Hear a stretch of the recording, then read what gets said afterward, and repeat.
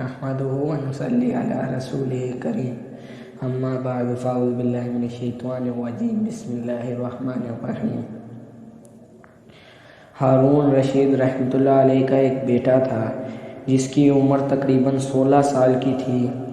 وہ بہت کثرت سے زاہدوں اور بزرگوں کی مجلس میں رہا کرتا اور اکثر قبرستان چلا جاتا۔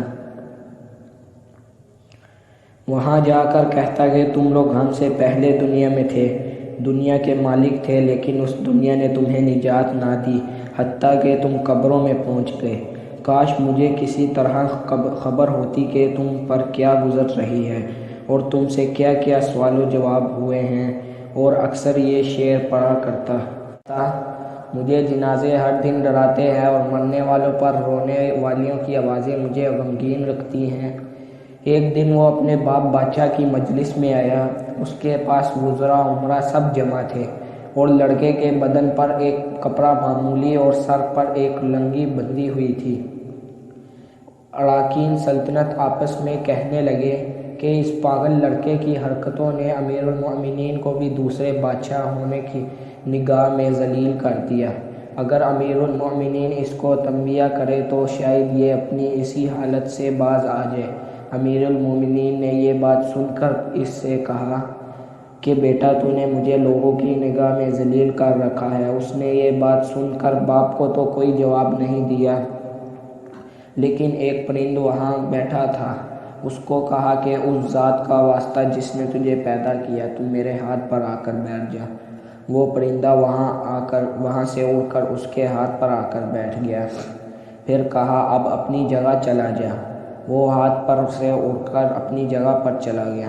اس کے بعد اس نے عرض کیا کہ ابا جان، اصل میں آپ دنیا سے محبت کر رہے ہیں، اس نے مجھے رسوا کر رکھا ہے۔ اب میں یہ ارادہ کر لیا ہے کہ آپ سے جدائی اختیار کر لوں۔ یہ کہہ کر وہاں سے چل دیا اور ایک قرآن شریف صرف اپنے ساتھ لیا۔ چلتے ہوئے ماں نے ایک بہت قیمتی انگوٹھی بھی دی، اس کو دے دی کہ احتیاج کے وقت اس کو فروخت کر کے کام میں لے آئے۔ وہ یہاں سے چل کر بصرہ پہنچ گیا اور مزدوروں میں کام کرنے لگا۔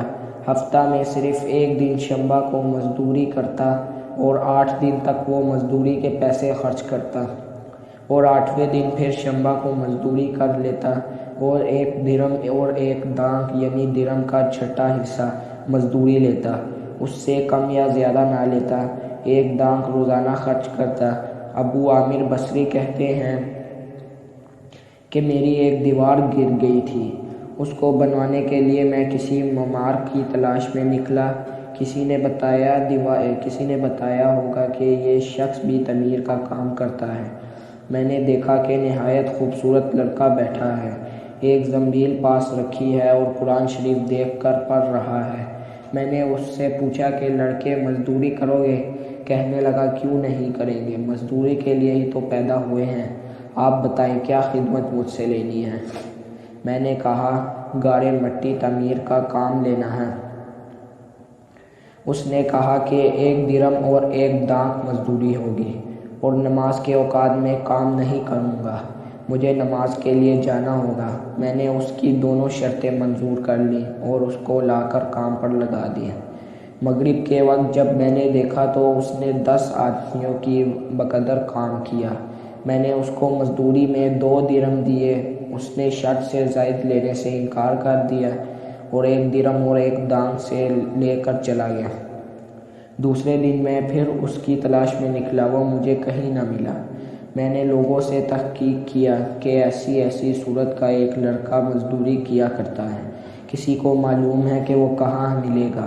لوگوں نے بتایا کہ وہ صرف شنبہ ہی کے دن مزدوری کرتا ہے، اس سے پہلے تمہیں کہیں نہیں ملے گا۔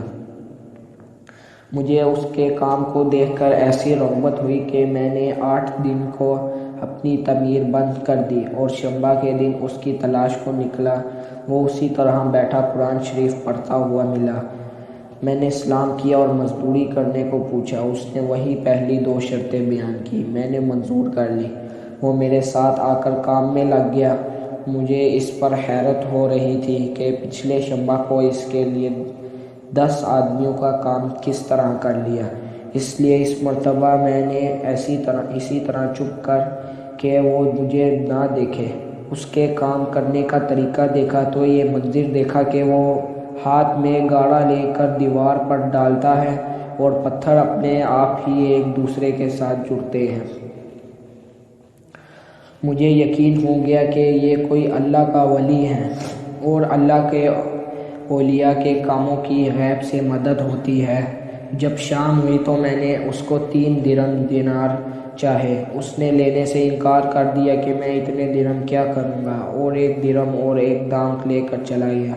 میں نے 1 ہفتے پھر انتظار کیا اور تیسرے شنبہ کو پھر میں اس کی تلاش میں نکلا، مگر وہ مجھے نہ ملا۔ میں نے لوگوں سے تحقیق کیا، ایک شخص نے بتایا کہ وہ 3 دن سے بیمار ہے، فلاں ویرانہ جنگل میں پڑا ہے۔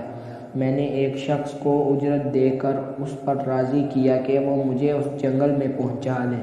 وہ مجھے ساتھ لے کر اس جنگل ویراں میں پہنچا تو میں نے دیکھا کہ وہ بے ہوش پڑا ہے، آدھی اینٹ کا ٹکڑا سر کے نیچے رکھا ہوا ہے۔ میں نے اس کو سلام کیا، اس نے جواب نہ دیا۔ میں نے دوسری مرتبہ سلام کیا تو اس نے آنکھ کھولی اور مجھے پہچان لیا۔ میں نے جلدی سے اس کا سر اینٹ پر سے اٹھا کر اپنی گود میں رکھ لیا۔ اس نے سر ہٹا لیا اور چند شعر پڑھے، جن میں سے 2 یہ ہیں: میرے دوست، دنیا کی نعمتوں سے دھوکہ میں نہ پڑ، عمر ختم ہوتی جا رہی ہے اور یہ نعمتیں سب ختم ہو جائیں گی۔ جب تو کوئی جنازہ لے کر قبرستان میں جائے تو یہ سوچتا رہا کہ تیرا بھی ایک دن اسی طرح جنازہ اٹھایا جائے گا۔ اس کے بعد اس نے مجھ سے کہا، ابو عامر، جب میری روح نکل جائے تو مجھے نہلا کر میرے اسی کپڑے میں مجھے کفن دینا۔ میں نے کہا، میرے محبوب، اس میں کیا حرج ہے کہ میں تیرے کفن کے لیے نئے کپڑے لے آؤں؟ اس نے جواب دیا کہ نئے کپڑوں کے لیے زندہ لوگ زیادہ مستحق ہیں۔ یہ جواب حضرت ابوبکر صدیق رضی اللہ عنہ کا جواب ہے۔ انہوں نے بھی اپنے وصال کے وقت یہی فرمائش کی تھی کہ میری انہی چادروں میں کفن دینا، اور جب ان سے نئے کپڑے کی اجازت چاہی گئی تو انہوں نے یہی جواب دیا تھا۔ لڑکے نے کہا کہ کفن تو پرانا ہو یا نیا، بہرحال بوسیدہ ہو جائے گا۔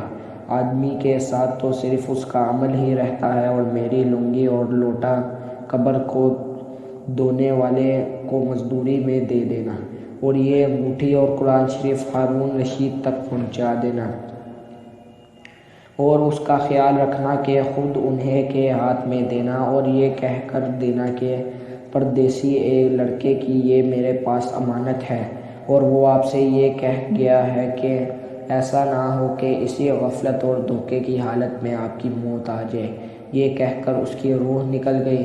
اس وقت مجھے معلوم ہوا کہ یہ لڑکا شہزادہ تھا۔ اس کے انتقال کے بعد اس کی وصیت کے موافق میں نے اس کو دفن کر دیا اور دونوں چیزیں گورکن کو دے دی، اور قرآن پاک اور انگوٹھی